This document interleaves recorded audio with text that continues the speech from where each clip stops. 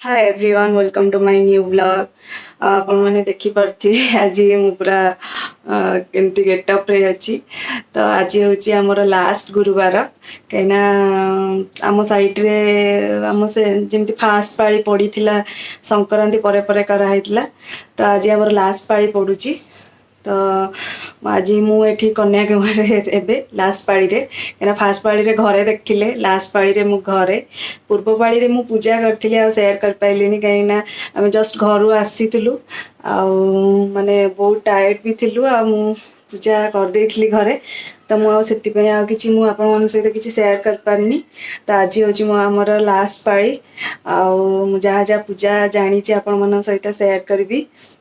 ଆଉ ରହିଲା ଏଠି ମୁଁ କେମିତି ସେମିତି କିଛି ଘର ଟାଇପ୍ର କରୁନି, କାହିଁକିନା ଜଷ୍ଟ ମୁଁ ଏଇଠି ଫଟୋ ରଖିଛି। ତ ଫଟୋ ମୁଁ ଏଠି ପୂଜା କରିବି, ଆଉ ଚିତା ବି ପକେଇ ଦେଇଛି। ସକାଳୁ ଉଠିକି ଫୁଲ ସବୁ ଆଣି ସାରିଛି, ଘର ବି କାଲି ପୂଜା ହେଇଥିଲା, ସବୁ କ୍ଲିନ୍ ହେଇଯାଇଛି। ତ ଏବେ ପୂଜା ଷ୍ଟାର୍ଟ ହେବ, ଚାଲନ୍ତୁ ମୁଁ ଆପଣଙ୍କ ସହିତ ଟିକେ ଟିକେ ଦେଖେଇବି, ଆଉ ଯାହା ବି କରିବି ମୁଁ ଆପଣମାନଙ୍କ ସହିତ ସେୟାର କରିବି। ଆଉ ତ ଇଏ ଅଫିସ୍ ଯାଇସାରିଛନ୍ତି, ମୁଁ ଏକଲା ଅଛି, ତ ମୋତେ ସବୁ ଏବେ ଏକଲା ଏକଲା କରିବାକୁ ପଡ଼ିବ ଆଉ।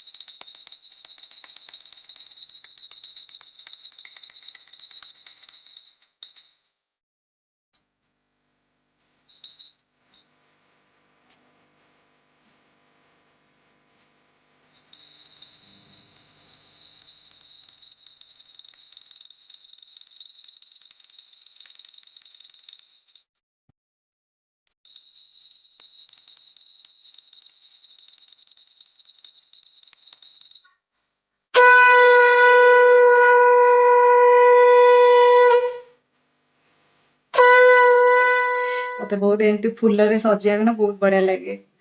ଆଉ ଏଠି ତ ଗେଣ୍ଡୁ ଫୁଲ ମିଳେନି, ମାର୍କେଟରେ ମିଳେ, ତ ଆଉ ଆଣିନୁ। ଏଇଠୁ ଆମ କଲୋନୀରେ ଯୋଉଠି ମାନେ ଟରାଟ ଫୁଲ, ଟଗର ଫୁଲ, ମନ୍ଦାର ଫୁଲ ସବୁ ଆଣିଛି।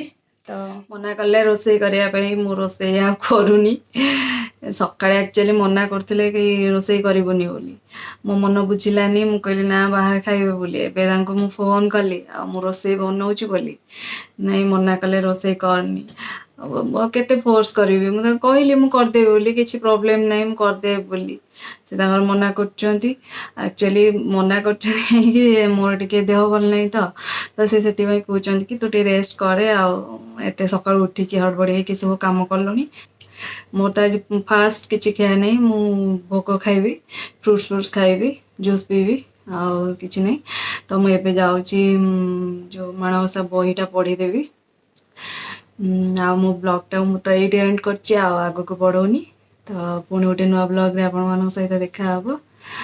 ଆଉ ଆଜିର ବ୍ଲଗ୍ଟା ଭଲ ଲାଗିଥିଲେ ମୋତେ ଲାଇକ୍, ସେୟାର ଆଣ୍ଡ କମେଣ୍ଟ କରିବେ। କମେଣ୍ଟ कमेंट केही करूनाहांती कमेंट करी कहिबे ना ଆଉ କେମିତି ଲାଗୁଛି ବ୍ଲଗ୍ ମୋର ଆଉ କେମିତି ଲାଗୁଛି ନ କହିଲେ ମୁଁ ଜାଣିବି କେମିତି ଖରାପ ଲାଗୁଥିଲେ ଖରାପ ମେସେଜ ଦେବେ ଭଲ ଲାଗୁଥିଲେ ଭଲ ମେସେଜ ଦେବେ କାହିଁକିନା ମୁଁ ଜାଣିଛି କାହାକୁ ଖରାପ ଲାଗିବନି ଭଲ ଲାଗିବ ଭଲ ମେସେଜ ହିଁ ଆସିବ ଆଉ ଏମିତି ବି ଆପଣମାନଙ୍କର ସବୁ ଭଲ ପାଇବା ଥାଉ ମୁଁ ଏମିତି ନୂଆ ନୂଆ ଭିଡ଼ିଓସ୍ ବନାଉଥାଏ ତ ଚାଲନ୍ତୁ ଆମର ଏଇଠି ମୋ ବ୍ଲଗ୍କୁ ଏଣ୍ଡ କରିଛି ବାଏ ବାଏ ଟାଟା ପୁଣି ନେକ୍ସଟ ବ୍ଲଗ୍ରେ ଦେଖାହବ ଏକ ଗୋଟି ଯେ ଆଣିବ ରାମକୃଷ୍ଣଙ୍କୁ ଦୁହିଁକେ ଯେ ଗଡ଼ାଇ ନ ଦେବ ଶୈଳୀବାର ରତ୍ନ ଖଟ ବହି ନ ଆଣିବ